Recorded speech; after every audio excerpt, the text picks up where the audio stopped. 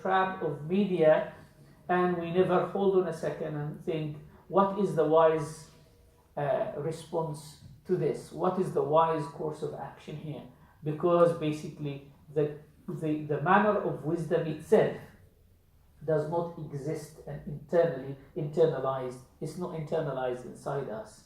So if we really want to be close to Allah subhanahu wa ta'ala and increase our sense of beauty, then we need to study the names of Allah subhanahu wa ta'ala and start delving into their actual meanings. We're developing ourselves, and then we'll be able to see the world around us. Linking our hearts to Allah subhanahu wa ta'ala, as I said, also overcoming our weaknesses as individuals.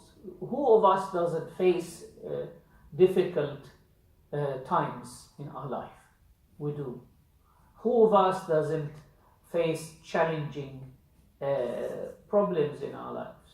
Only by understanding attributes of Allah subhanahu wa ta'ala and how they manifest in our life and how they are related to our life, then we'll be able to kind of calm ourselves down. If we see or if we read a story of a righteous man, for example, and we see how this righteous person has gone through problems in life, that gives us a lot of appeasement. They mentioned, for example, in the biography of Imam Malik rahimahullah ta'ala, how Imam Malik, that great legend of Islam, has had loads of students traveling from all the corners of the Muslim world to study with him, yet his own son did not have that interest in knowledge. And I mentioned that one of his children used to come to the room with his trousers and wearing a specific type of sandals, would walk into the room, look, stand on the side, look at the circle of Imam Malik and walk out. And then Imam Malik rahimahullah ta'ala used to look at him with some sadness and say, إِنَّمَا الْأَدَبُ مِنَ اللَّهِ. That adab comes from God. That you can't actually, you have no authority to force your children to take your same path if you are a righteous man or a scholar or anything like that. So reading something like that would actually does give you a lot of appeasement that you can't shape your children the way you want. Well, you can only wish and do your best, but you can't shape them the way you want. If we read a lot of stories about how the ulama of the past, their wisdom did actually transform people's lives. They mention in the biography, I think, of Imam Abu Uthman al-Haddad, Sa'id ibn Subayh, who was a Maliki judge from North Africa, that he had a neighbor, a young man, who used to drink alcohol. And he wasn't known to be a very good neighbor. The Qadi used to be very gentle and polite with him. And one day, they happened to be in the masjid at the same time, and the Qadi pushed the young man to lead the salah. He asked and encouraged him to lead the salah. And the young man was very reluctant. He's not qualified, and in those days, it wasn't as we do today, anyone can lead the salah. It was only specific individuals, qualified scholars who actually lead the salah, mainly appointed even by the government sometimes. So the Qadi pushed this young man and asked him to lead the salah. And this it was because he was put in that situation that this young man, after the salah, he stopped drinking completely. His life changed 360 degrees. That's something that possibly you wouldn't think of as a way of kind of wisdom of dealing with people of sinfulness. And another story, for example, that shows us that how can we overcome our weaknesses in life, and how can we feel some form of wisdom in life, is reading about the struggles of the scholars of the past, and how they didn't have enough money, how they didn't have a very comfortable life, how sometimes they were even harmed by their own enemies, put in prison, hit and beaten up, and even kicked out of their villages, even though they were respectful, righteous individuals. So that actually gives us some form of solace and condolence that it's not things is not as they do appear that every time you go through some difficulty, that's an indication that you are distanced from Allah subhanahu wa ta'ala. So looking at the stories of people does help us and show us the wisdom of Allah subhanahu wa ta'ala. Reinvigorating our faith as well, because every now and then we tend to forget that Allah subhanahu wa ta'ala is wise. We tend to forget that Allah subhanahu wa ta'ala is merciful. When we find life hard, when we go through a lot of hardships one after another, we might tend to forget that Allah subhanahu wa ta'ala is merciful. And remember, if we look at Allah subhanahu wa ta'ala uses in the Quran, when He describes Himself, especially with certain attributes, He uses the verb yarham to show mercy, and He also uses the what we call the subject noun al-rahim or al-sifa al-mushabbah, certain morphological formulas. One would indicate renewal, that He is always merciful whenever you need mercy, and He is always merciful without any need, regardless of your action or your behavior. So it does reinvigorate our faith, and also realizing and manifesting these names in our relations with others. And you will find, inshallah, in all the slides that we will be going through, that I always say what is our share in this name, how do we get this name in our life. Today, inshallah, if time allows, we will be covering the name Al-Ghafur, the name Al-Rahman and Al-Rahim, and the name Al-Bari, the name Al-Musawwir, the name Al-Latif, Al-Kabir, Al-Kareem, Al-Mujib, Al-Alim, Al-Wali, Al-Tawwab, Al-Samad, Al-Wadud, and Al-Warith. So that's quite a lot of names to go through, but we'll try, inshallah, our best to finish them. The first of these two, the first two names that normally face us when we read the end of Surah Al-Hashr, هو الله الذي لا إله إلا هو عالم الغيب والشهادة هو الرحمن الرحيم. Always read the name Ar-Rahman and the name Ar-Rahim. In any surah in the Quran that starts with Bismillah ar-Rahman ar-Rahim, we always read the two names Bismillah ar-Rahman ar-Rahim. The word Rahman and Rahim essentially are taken from Rahmah, mercy. So mercy, Rahmah, is the root for these two attributes, Ar-Rahman, Ar-Rahim. And the Imam Al-Ghazali rahimahullah ta'ala says that Rahmah tastad'i marhuman, that whenever you say that someone is merciful, then that means someone is being shown mercy, or this mercy involves someone to whom it manifests. If you don't show your mercy to someone, mercy, Rahmah, is something very inherent. It's something that's it's inside you. It's something very deep. I wouldn't be able to see that. It's not like attributes generally and qualities generally, virtues generally, need a reason to manifest. They are something like seeds inside you. They're hidden.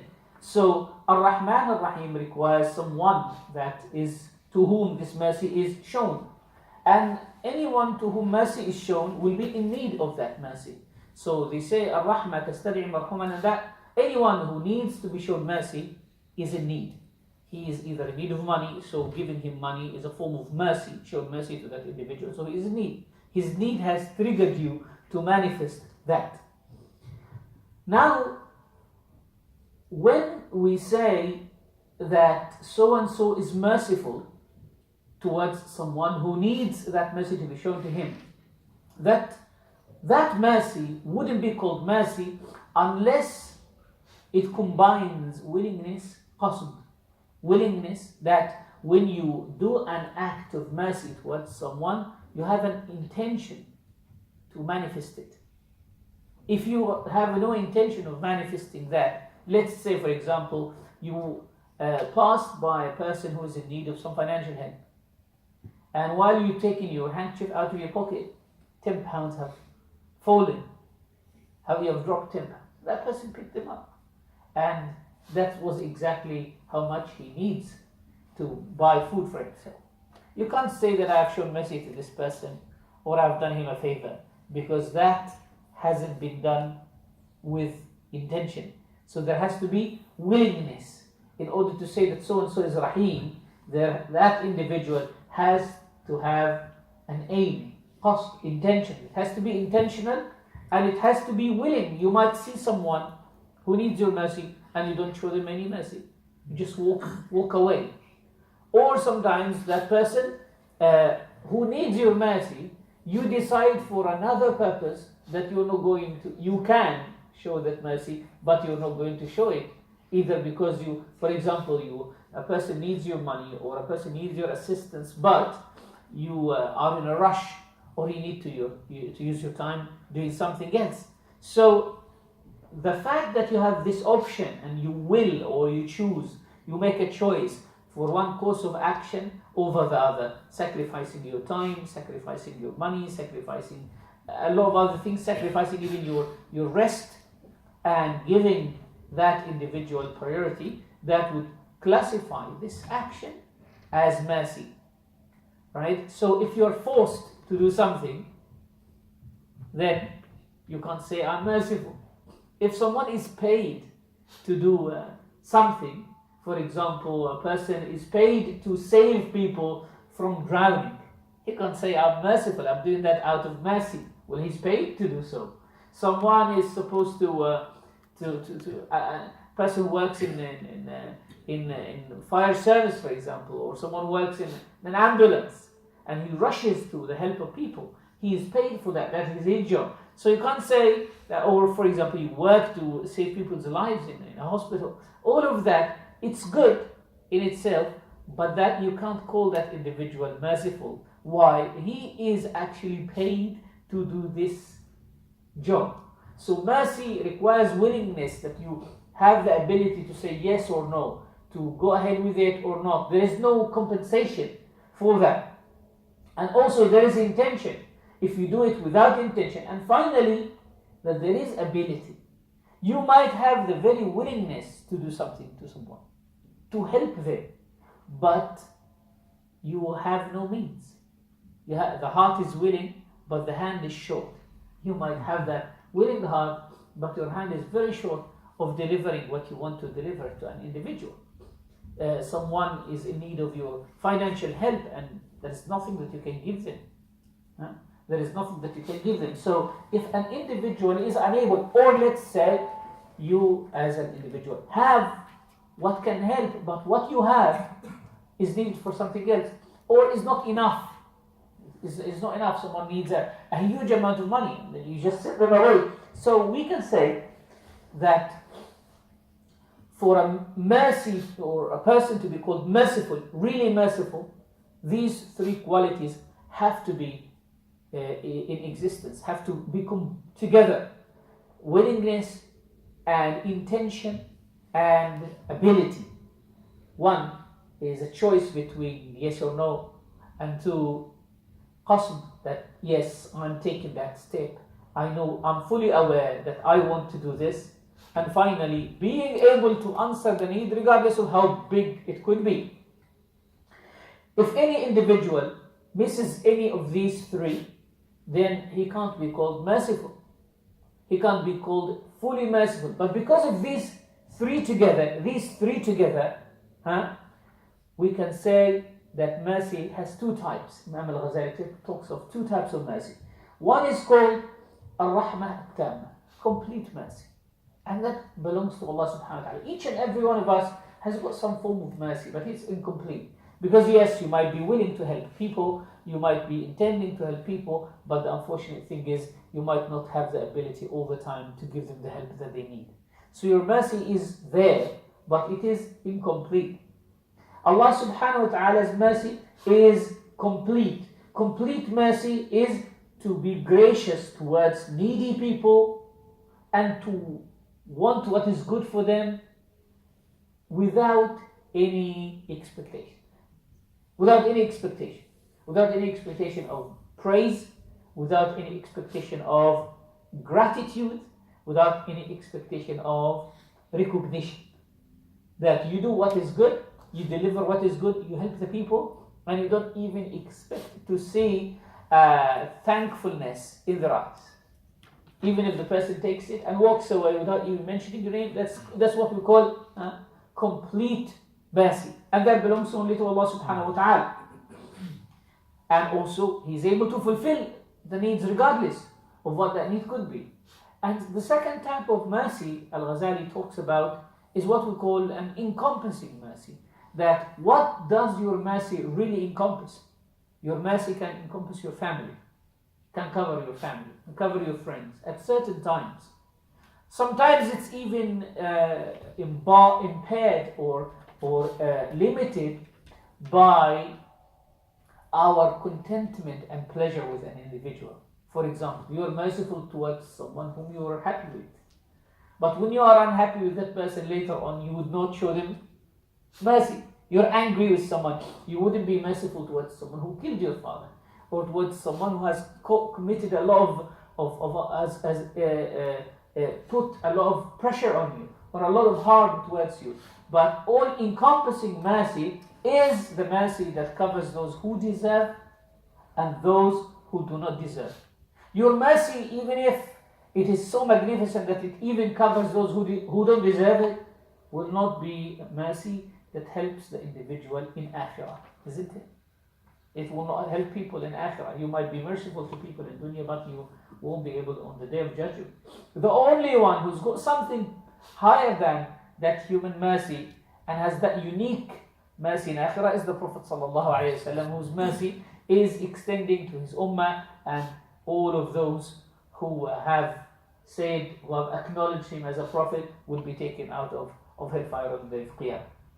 So, an encompassing mercy, all-encompassing mercy covers dunya and akhirah, covers all people, those who deserve, and covers their all needs. Complete mercy is mercy that can fulfill the need regardless. And to say that anyone can have these two types in that absolute sense would be wrong. Only Allah subhanahu wa ta'ala, and that's why we say Allah subhanahu wa ta'ala is Ar-Rahman and Ar-Rahim, and therefore no one other than Him subhanahu wa ta'ala deserves that. Now another question that relates to mercy, or relates to these two names, Ar-Rahman and Ar-Rahim, is they say when you see someone in need of your help or in need of your assistance, and you turn or incline to help that individual, that inclination is subsequent to a feeling of weakness inside you. You feel that it has hit something in your heart, has pressed a specific point in your heart that has made you. Sometimes, for example, if you see a homeless individual, you remember that either you were one day without a house, or the possibility of you being without a house one day. So you don't want that person to continue suffering from what he's suffering from. Therefore, you give them. When you see a child, an orphan child, for example, you think of your own self, or you think of your own children. You think of the fact that possibly you lost your parents. Therefore, you're an orphan. You don't want that person to go through the same trouble. So, in fact, that mercy, that human mercy that we show, is a mercy of let's say, insufficiency, of incompleteness. It's kind of a very human mercy, because in fact, what we're doing, part of it is coming back to us. We are doing some form of charity or showing mercy to others in a way of condoling ourselves. When I don't want the person to be without a house, I'm basically doing that to myself. It's basically healing and curing myself via not seeing that in the world. When you see, for example, some form of injustice and you stop an individual from bullying another, you're doing that back, you're getting something of that, you're getting share of that you don't want that to happen to you. You don't want that to happen to your children. So that form in a sense is some form of incompleteness. It's some form of limitation, because as a human being, when you show mercy, it is give, yes, but it's take as well. You give, but at the same time, you take. Part of it actually comes back to you. While when we talk about Allah subhanahu wa ta'ala, and remember at the same time, so basically when you give, as I said, you take. What do you take? The least you take is to stop the pain that you will go through if you don't do that act of mercy. You will feel some pain inside you. How come that I saw someone in need of my help? That feeling of pain is when you give, sometimes it's like you're appeasing yourself, and you take that down so that you will feel calm and you will feel that this pain should stop. When we talk about the mercy of Allah subhanahu wa ta'ala, none of that exists. It is not subsequent to inclination to help someone because of a loss or because of something. Allah subhanahu wa ta'ala does not have any ulterior motive in helping someone or showing mercy to someone. The only one who benefits from this mercy is the abd, is the servant of Allah subhanahu wa ta'ala, the person to whom the mercy is given. Now, when we talk about Ar-Rahman and Ar-Rahim, and we say these are two names that relate to the essential meaning of Rahmah, what is the difference between both of them? The ulama spoke extensively, and I believe that there is not a single book where the explanation of Ar-Rahman and Ar-Rahim comes, except that there will be some kind of input onto the two names. Some ulama will say that Ar-Rahman is more specific than Ar-Rahim. You can't name someone, any person, Rahman, but you can call a person Rahim. When you want to describe someone as being merciful, you wouldn't say so and so is Rahman. You would say so and so is Rahim. In Jahiliyyah, in the days before Islam, Arabs used to call one of their idols Rahman. And the Prophet ﷺ said to them, or taught them, that this name is only belongs to Allah, just like the name Allah. Both these names can only be given to Allah subhanahu wa ta'ala. And some of their leaders wanted just to argue with the Prophet ﷺ. Sometimes people who understand what you want to say, but they just want to confuse others, they will just ask these rhetorical questions that aim at nothing but spreading confusion. So they started, when the Prophet ﷺ said to them, prostrate to Ar-Rahman, they would say, what is Ar-Rahman? Are you talking about the idol that we are? So Allah subhanahu wa ta'ala related this in the Quran and said, وَإِذَا قِيلَ لَهُمُ اسْجُدُوا لِلرَّحْمَنِ قَالُوا وَمَا الرَّحْمَنِ أَنَسْجُدُ لِمَا تَأْمُرُنَا وَزَادَهُمْ نُفُورًا. Like when they are called to prostrate to Ar-Rahman, they say, what is Ar-Rahman? What is that? We don't understand.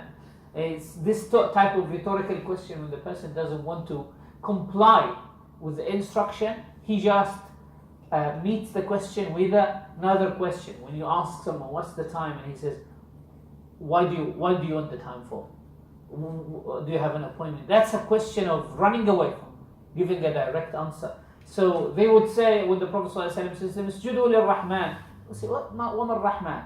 Nasjudu lima ta'muruna wa zadahum nufura." Then Allah subhanahu wa ta'ala, right after this, for the rest of that surah, Surah Al-Furqan, He speaks of the attributes of Ibadur Rahman, the servants of Ar-Rahman, and shows that we should relate to the rahmah of Allah subhanahu wa ta'ala by being the servants of Ar-Rahman. And He says, وَعِبَادُ الرَّحْمَنِ الَّذِينَ يَمْشُونَ عَلَى الْأَرْضِ هَوْنًا وَإِذَا خَاطَبَهُمُ الْجَاهِلُونَ قَالُوا سَلَامًا. Those who walk with calmness, those who face or respond to attack or aggression with peace. وَإِذَا خَاطَبَهُمُ الْجَاهِلُونَ قَالُوا سَلَامًا. Those who spend the night in prayer, and then the day is their life is full of balance. Those who are balanced. So Ar-Rahman, in short, is an attribute that is only used to refer to Allah subhanahu wa ta'ala. While Ar-Rahim can be used as an attribute for others. You cannot call someone else as Ar-Rahim, you can call them as Rahim. And the difference here is Alif Lam is a definite article that moves the name from being an attribute, from being an adjective to being a noun. When you say someone is merciful or someone is the merciful, that's a noun and that's an attribute. So both of them in that sense, some ulama say, both of them in that sense, they are very similar, Rahman and Rahim. But the reality is, Ar-Rahman, because it's specific, imagine that, it's specific to Allah subhanahu wa ta'ala. and it can't be used for anyone. There must be something special about it to say that it's specific. Something that human beings cannot have. Therefore we say, well, you're not entitled to this name. Just the fact that you're a human being makes you not entitled to this name. So what is that thing, that specific thing about Ar-Rahman? What's that specific Rahmah, mercy, that's embedded in the Ar-Rahman that makes human beings very far from achieving that? They said that Ar-Rahman is someone who is merciful in Akhirah, who is merciful in the hereafter. And since this is something that stays beyond the abilities of human beings, no one can actually call himself Ar-Rahman. So Ar-Rahman is someone who has gifted his servants with creation. So these are the 4 attributes that Allah subhanahu wa ta'ala calls himself Ar-Rahman for. 1, he has brought us from non-existence to existence. But someone might say, what's merciful about that? Or the mercifulness about that is that he made you of an entity. He has made you of an identity. He has made you something mentioned. He has made you something of value. You could have just been another sperm that is not mentioned at all. Another little clot of blood is not distinguished, isn't it? If you look at a cell that becomes a human being and a cell that continues its natural way and doesn't become a human being, you won't be able to distinguish them. How would you point out at one and say, well, this is called Ahmad and he has this life and he has this? Can you just imagine that, like little insignificant thing, insignificant being has an entity, has identity, has presence in life, has property, has ownership. And this is something that we can think of till tomorrow. That there is nothing in this world that can claim ownership of anything except human beings. Only human beings have contracts to decide who owns what, and giving yourself a right to buy and to own land and house and property and to say that belongs to me. Animals and other creatures, they fight over ownership, and none of them actually can claim ownership of anything. It's only human beings that only human beings can give what they own to their children. And that's a form of mercy. He made you something. Allah subhanahu wa ta'ala says at the beginning of Surah Al-Insan, هل أتى على الإنسان حين من الدهر لم يكن شيئا مذكورا. Was there a point in time when man was something unrecognized? Yes, there was definitely. Allah subhanahu wa ta'ala says also in Surah Maryam and another surah, He says, أولا يذكر الإنسان أنا خلقناه من قبل ولم يكن شيئا. Doesn't man remember that we created him before and he was nothing? ولم يكن شيئا. He was not a thing. Now he is a thing. He is a thing of identity, of responsibility, legal capacity to say certain things, to be committed with promise, and to be recipient of knowledge, and to be able to develop his abilities and his talents. So the fact that Allah subhanahu wa ta'ala has brought you from nothing to something, He has blessed and graced that specific atom that became you later on. From amongst all other atoms, it's a form of selection. It's a form of election. That's a form of honor. And that's a form of mercy.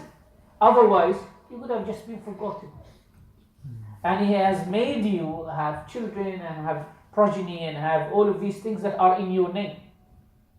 He has given you knowledge that you can put in books, and these books are published and they are put in bookshelves, and your name continues to be associated with these books even hundreds, if not thousands of years after you have left this world. And people still continue mention your name and associate with Rahimahullah. May Allah have mercy on him. So you get mercy for the fact that you actually have been brought to this world. Another component of the mercy of our Rahman subhanahu wa ta'ala is guiding you to Iman. Guiding you to Iman. So basically guiding you to the path that makes your life of virtue continue to occur. Otherwise your life would have finished here. Many people do live their life and their life ends at the point of their death. After that, there is no existence of them.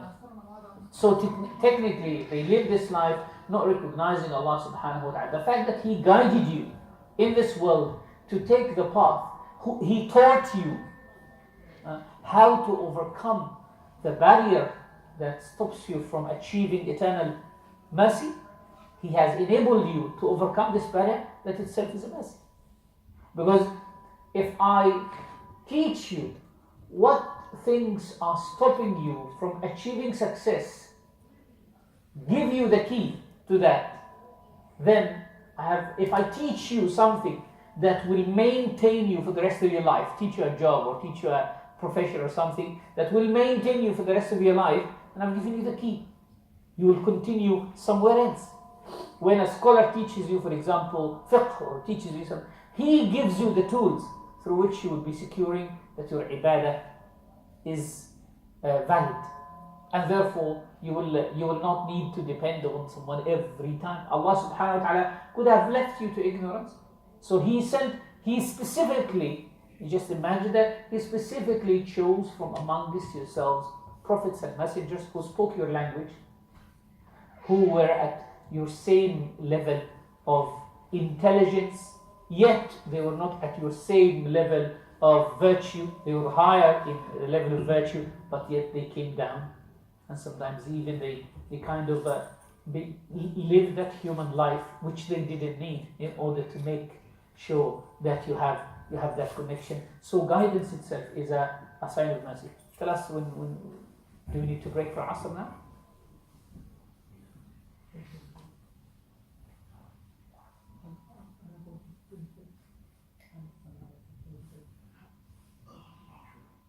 Just short break for the adhan.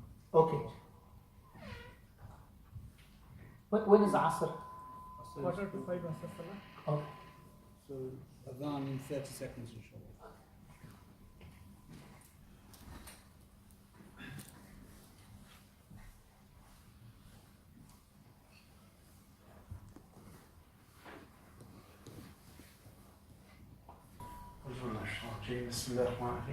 So it's just 16:28, so if we can just break for a short tea break now. Asr namaz inshallah is at 16:45, and then we'll recommence the course promptly at 5 o'clock inshallah.